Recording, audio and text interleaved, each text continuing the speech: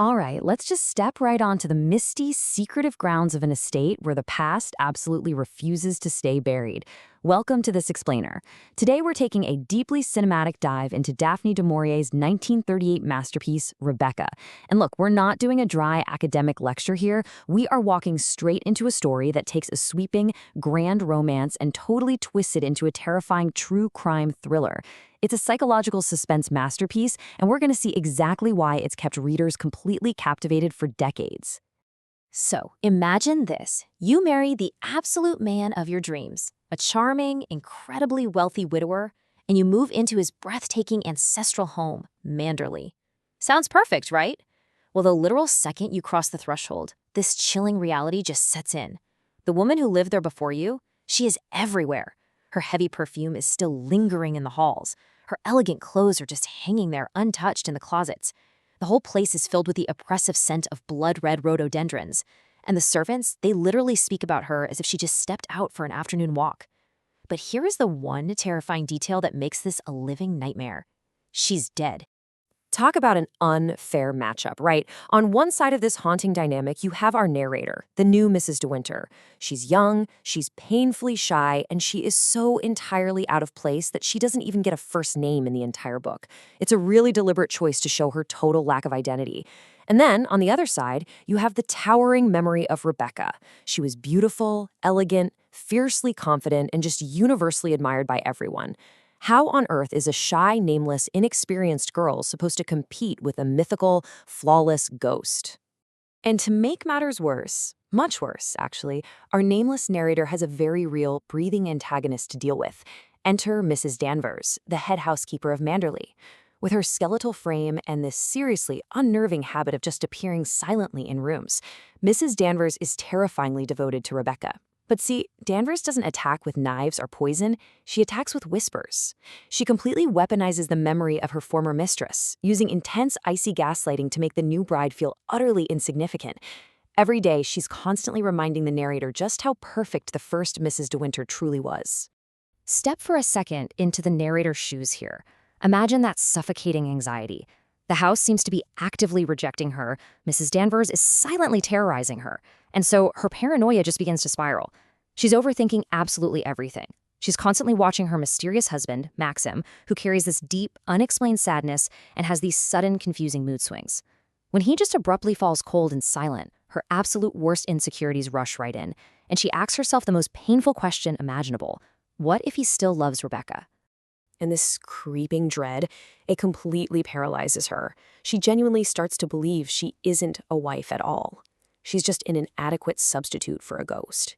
Every shadowed room in Manderley, every perfectly preserved object, seems to just scream at her that she doesn't belong there. The psychological pressure is immense.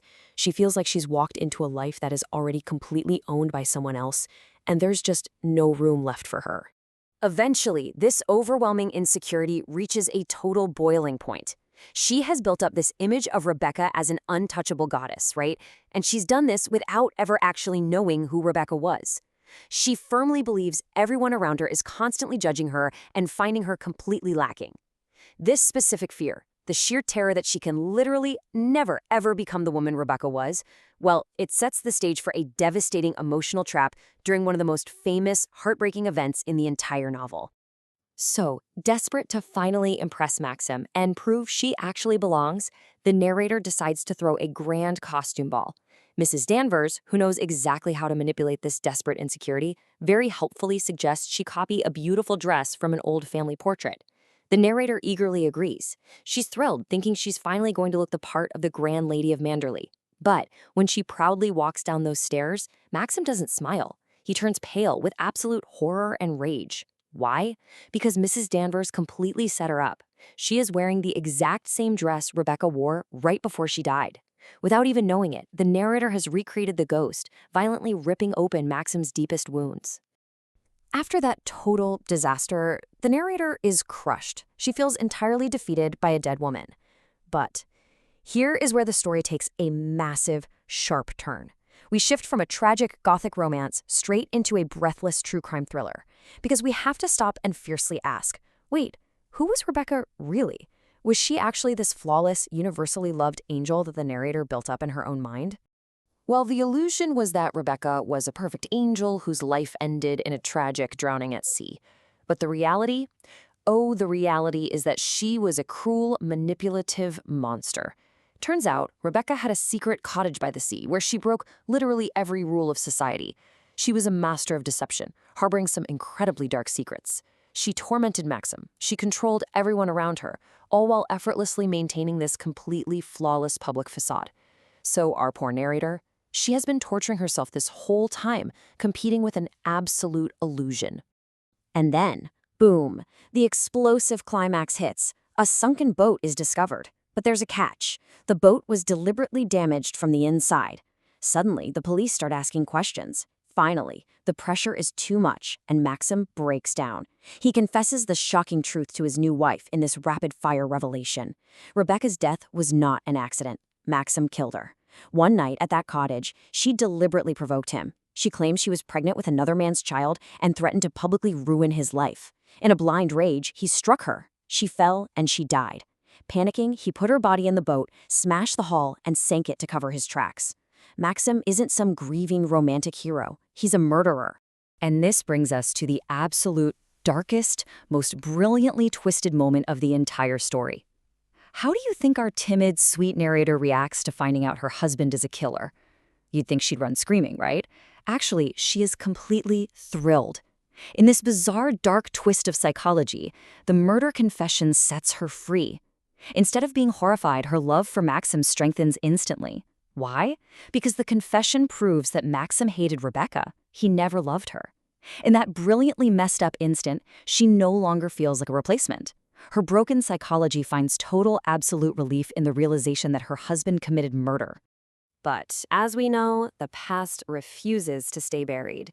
This launches us into a frantic, ticking clock countdown. Day 1, the boat is dragged from the depths. Day 2, Maxim confesses to his wife. But the police are still investigating, and on day 3, they uncover a crucial visit Rebecca made to a doctor in London just before her death. Everyone thinks this is it. This is going to prove the pregnancy motive and doom Maxim to the gallows. But the doctor's revelation exposes the true, cruel genius of Rebecca. The medical records show she wasn't pregnant at all. No, she was suffering from a severe terminal illness. She knew she was going to die soon, and she knew it would be an absolute agony. So her final act of manipulation was to lie to Maxim about a pregnancy, deliberately pushing him into a murderous rage. She literally engineered her own murder, ensuring Maxim would either hang for it or live in eternal torment. Even from beyond the grave, Rebecca was the ultimate puppet master. So Maxim is ultimately cleared by the police. They rule the death a suicide based on the medical news, and it seems like they are finally free. But as Maxim and his wife drive back home, they look up and see the night sky glowing blood red. Manderley is an absolute inferno. Mrs. Danvers, who is completely unable to live in a world where Rebecca is forgotten and Maxim gets to move on, burns the grand estate to ash. It's this visceral, fiery end, the ultimate symbol of Rebecca's physical world finally disappearing in flames. Which really brings us to a fascinating point of reflection. I've got to ask you, who is the real villain of this story? Is it Rebecca for her cruel Machiavellian manipulation of everyone around her? Is it Mrs. Danvers with her toxic, deeply destructive obsession? Is it Maxim, the guy who literally murdered his wife and lied to everyone about it? Or is it perhaps the high society itself, which created these suffocating expectations of the perfect marriage? The sheer brilliance of du Maurier is that there is no simple monster here. It's just a deeply ambiguous, messy web of guilt and jealousy. And that brings us to the core theme bleeding through literally every page of the story: appearance versus reality. From the outside, you see a perfect marriage, but inside, it's a nightmare of hatred. The appearance is an innocent drowning victim. The reality is a master manipulator pulling the strings. The appearance is a grand romantic estate. The reality is a suffocating psychological prison. The story just constantly reminds us that we truly never know what is happening behind closed doors. So the crucial takeaways really center on these enduring themes. First, identity. How do you even find yourself when the world already demands you be someone else? Second, jealousy, the unique, totally unfair torment of competing with a dead person. I mean, a living person has flaws, but a dead person, they can become a flawless legend. And third, the power of illusion. Realizing that our narrator spent almost the entire story fighting a ghost she practically invented in her own head. Ultimately, the final haunting meaning of the story boils down to this: the strongest ghosts are the ones that only exist in our minds. Maxim and the narrator survive the fire. They escape the law, but they can never return to the innocent life they once imagined for themselves. Manderley is gone. Their old identities are gone. Rebecca's psychological ghost permanently changed their lives. They survived, sure, but they will always carry the deep scars of the illusion they lived through. It really leaves you wondering about the illusions we all build, doesn't it? We all compare ourselves to standards that might not even be real. So I'll leave you with this final thought to ponder today. What impossible imagined ideals are you fighting in your own life? Whose ghost are you trying to defeat? Thank you so much for exploring this totally fascinating story with me. It is a really powerful reminder that sometimes the most terrifying things aren't hiding in the dark at all. They're hiding right in our own minds.